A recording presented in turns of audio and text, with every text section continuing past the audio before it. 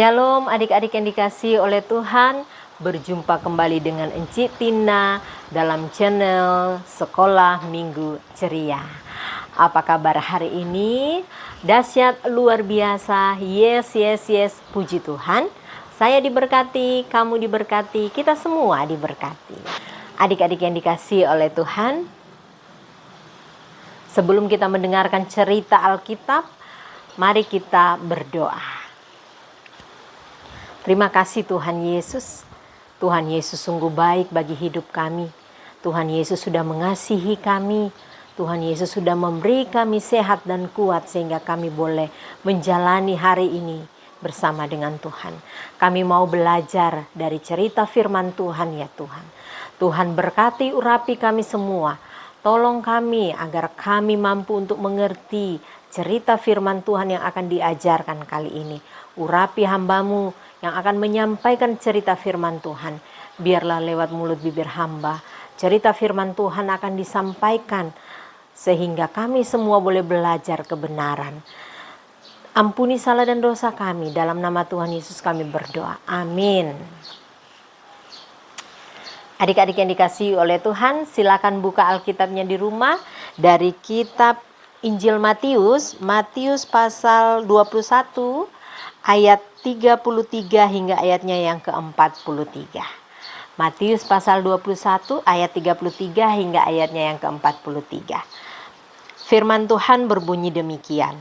Perumpamaan tentang penggarap-penggarap kebun anggur. Dengarkanlah suatu perumpamaan yang lain. Ada seorang tuan tanah yang membuka kebun anggur dan membuat pagar sekelilingnya. Ia menggali lubang tempat memeras anggur dan mendirikan menara jaga di dalam kebun itu. Kemudian ia menyewakan kebun itu kepada petani-petani lalu berangkat ke negeri lain. Ketika hampir tiba musim petik, ia mengutus hamba-hambanya kepada petani-petani itu untuk menerima hasil yang menjadi bagiannya. Namun petani-petani itu menangkap hamba-hambanya itu. Mereka memukul yang seorang, membunuh yang lain dan melempari yang lain lagi dengan batu. Kemudian tuan itu mengutus pula hamba-hamba yang lain, lebih banyak daripada yang semula, tetapi mereka pun diperlakukan sama seperti kawan-kawan mereka. Akhirnya ia mengutus anaknya kepada mereka, katanya, "Anakku akan mereka segani." Ketika petani-petani itu melihat anaknya itu, mereka berkata seorang kepada yang lainnya, "Inilah ahli warisnya. Mari kita bunuh dia dan kita miliki warisannya." Mereka menangkapnya dan melemparkannya keluar kebun anggur itu, lalu membunuhnya. Apabila tuan kebun anggur itu datang, apakah yang akan dilakukannya terhadap petani-petani itu? Kata mereka kepadanya, ia akan membinasakan orang-orang jahat itu dan kebun anggurnya akan disewakannya kepada petani-petani lain yang akan menyerahkan hasilnya kepadanya pada waktunya. Kata Yesus kepada mereka, "Belum pernahkah kamu baca dalam kitab suci, batu yang dibuang oleh tukang-tukang bangunan telah menjadi batu penjuru. Hal itu terjadi oleh karena Tuhan, suatu keajaiban di mata kita. Sebab itu aku berkata kepadamu bahwa kerajaan Allah akan diambil dari kamu dan akan diberikan kepada suatu bangsa yang menghasilkan buah kerajaan itu." Adik-adik yang dikasihi oleh Tuhan, kali ini Enci Tina akan bercerita dari Bina Anak Pelajaran 26 dengan judul Penggarap Kebun Anggur. Adik-adik, tahu enggak yang bagaimana itu anggur? Yang bagaimana buah namanya anggur? Anggur itu terkenal dengan harganya yang mahal, sehingga ketika orang makan anggur, aduh kelihatan dia orang kaya, ya kan? Tentu kalau kita memiliki kebun anggur, tentu kita akan dikatakan seorang yang kaya. Karena hasil dari buah anggur itu selain enak, dia juga dapat dijual dan menghasilkan uang yang banyak. Nah, adik-adik yang dikasihi oleh Tuhan, ada sebuah cerita tentang penggarap kebun anggur. Ada seorang tuan yang kaya raya, ia memiliki sebuah kebun anggur. Nah, Kebun anggurnya ini sangat luas adik-adik, sehingga ia harus dibantu oleh beberapa orang pekerja untuk mengolah kebun anggur itu. Nah, dia mencari orang untuk dibayar ya, untuk bekerja kepadanya untuk mengolah kebun anggur itu. Kemudian dia pergi ke daerah lain ya, atau ke luar negeri, dia meninggalkan kebun anggurnya bersama pekerja-pekerjanya ini. Pada waktu musim panen tiba, ia menyuruh utusannya dari rumahnya untuk melihat kebun anggur yang dikelola oleh pekerja-pekerjanya yang lain.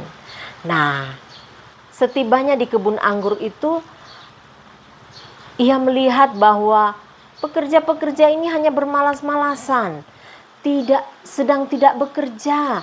Entah apa yang dibuat oleh mereka. Mereka tidak melakukan apa-apa. Tetapi laporan dari mereka bahwa kebun anggurnya ini banyak hasilnya. Ya kan? Banyak hasilnya. Padahal mereka tidak menggarap apa-apa. Mereka tidak bekerja apa-apa. Menurut mereka banyak hasilnya. Nah, pekerja-pekerja kebun anggur ini merasa iri ya, melihat hasil yang banyak, hasil yang baik dari kebun anggur itu. Mereka merasa, rugi kalau kita mau store semua ini hasil anggur ini. Jadi mereka berpikir untuk mencuri sebagian dari hasil kebun anggur itu. Kemudian orang suruhan tuannya ini mereka lempari dengan batu. Mereka celakai sehingga mereka pulang dengan babak belur. Kemudian sang empunya kebun anggur ini berkata, mungkin kalau aku menyuruh anakku, mereka akan segan melakukan kejahatan kepada anakku karena anakku yang datang. Padahal tuannya ini salah.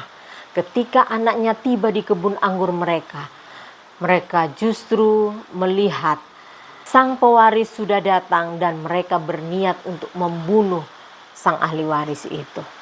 Kemudian mereka membunuh anak dari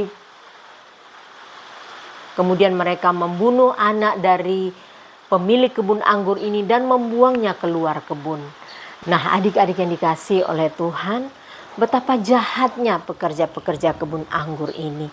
Mereka sudah dipercaya oleh tuannya, mereka dibayar oleh tuannya, tetapi mereka mencuri dari tuannya dan bahkan membunuh anak tuannya. Adik-adik yang dikasihi oleh Tuhan, kerajaan surga atau kerajaan Allah itu seperti atau ibarat kebun anggur ini. Tuhan Allah adalah pemilik kebun anggur dan kita manusia adalah penggarap atau pekerja di kebun anggur itu. Nah, sekarang adik-adik, kalau kita yang bekerja di kebun anggur itu, apakah kita mau mencuri dari kebun anggur itu? Karena melihat hasilnya yang banyak, kita merasa rugi, mau menyerahkan seluruhnya hasil dari kebun anggur itu. Tetapi kita berpikir, kita mengambil sebagian dari hasil kebun anggur itu. Apakah seperti itu adik-adik? Atau kita malah berpikir membunuh anak dari pemilik kebun anggur itu. Seperti yang dilakukan oleh penggarap atau pekerja di kebun anggur tadi. Nah, adik-adik yang dikasihi oleh Tuhan, sebagai pekerja kebun anggur yang baik, kita harus sadar bahwa kita bekerja itu dibayar, bukan gratis. Ya, kita dibayar, kita diberi kepercayaan. Kita memiliki hidup ini, kita diberi kepercayaan oleh Tuhan, sehingga kita diberikan kehidupan. Dan di dalam kehidupan kita diberi upah, kita dibayar dengan kesehatan, dengan nafas hidup, dengan berkat uang harta yang melimpah. Kita bisa makan, kita bisa minum, kita bisa jalan-jalan, kita bisa naik motor, naik sepeda, atau naik mobil. Semua itu adalah hal yang diberikan oleh Tuhan sang pemilik kebun anggur yang kita sedang garap. Nah, sebagai penggarap atau pekerja kebun anggur yang baik, kita harus setia kepada Tuhan kita. Kita harus jujur, ya. Kita harus jujur di dalam bekerja. Kita harus taat dan setia kepada Tuhan sang pemilik kebun anggur. Karena apa adik-adik? Seperti firman Tuhan pada ayatnya yang ke-43. Tadi kita sudah baca. Jika kita tidak bekerja menghasilkan buah, ya, kita tidak mengolah kebun anggur yang sudah dipercayakan kepada kita, sehingga kebun anggur itu tidak menghasilkan buah apa-apa. Tentu sang pemilik juga tidak akan mendapatkan keuntungan apa-apa dan tidak bisa membayar upah kita. Kalau tidak bisa dibayarkan upah kita, lalu kita mau hidup bagaimana? Ya, kita harus bekerja agar kebun anggur itu menghasilkan buah. Jika kebun anggur itu tidak menghasilkan buah, maka kita dianggap gagal mengolah kebun anggur itu.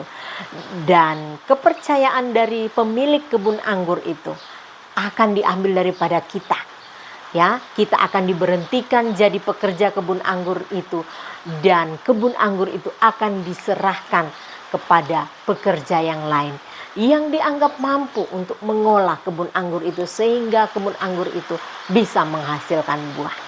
Adik-adik yang dikasihi oleh Tuhan, apakah kita mau kehilangan kerajaan Allah, kehilangan pekerjaan kita di kebun anggur itu, atau kehilangan kesempatan untuk kita menikmati hasil dari kebun anggur itu setelah kita susah payah bekerja mengolah kebun anggur itu, lantas kita tidak memperoleh hasil apa-apa yang dapat kita serahkan kepada pemilik kebun anggur, sehingga pemilik kebun anggur bingung mau menggaji kita, mau memberi upah kita dengan apa, karena hasil kebun anggurnya tidak ada.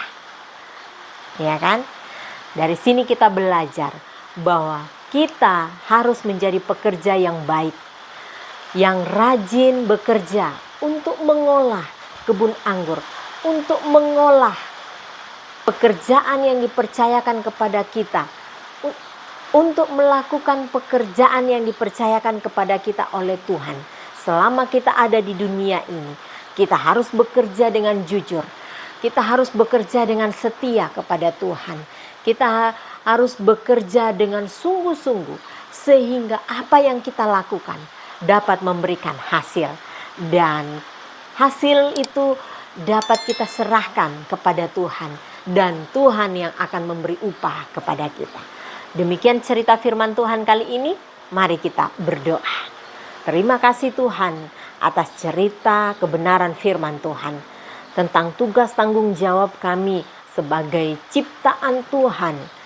Kami adalah pekerja-pekerja dari kebun anggur yang Tuhan miliki. Kami adalah pekerja-pekerja Kristus yang mulia. Kami belajar dari penggarap-penggarap kebun anggur yang sudah diajarkan oleh Tuhan Yesus lewat firman Tuhan. Kami tidak mau menjadi pekerja yang jahat, yang tidak jujur. Kami mau bekerja dengan sungguh-sungguh sehingga pekerjaan kami dapat memberi hasil. Kebun anggur yang kami garap dapat memberikan buah dan kami dapat menerima upah. Tolong kami ya Tuhan, agar di dalam kehidupan kami dapat bertanggung jawab. Kami boleh setia kepada Tuhan, setia belajar kebenaran firman Tuhan, dan kami setia melakukan apa yang menjadi aturan-aturan dalam firman Tuhan, sehingga kami dapat menjadi pekerja-pekerja Kristus yang menghasilkan, yang memberi buah bagi Kristus, dan kami juga dapat menerima upah kami sebagai pekerja Kristus yang mulia. Terima kasih Tuhan Yesus, ini doa kami. Di dalam nama Tuhan Yesus kami berdoa. Amin. Adik-adik yang dikasihi oleh Tuhan, sampai bertemu kembali pada cerita Bina Anak selanjutnya. Tuhan Yesus memberkati. Bye.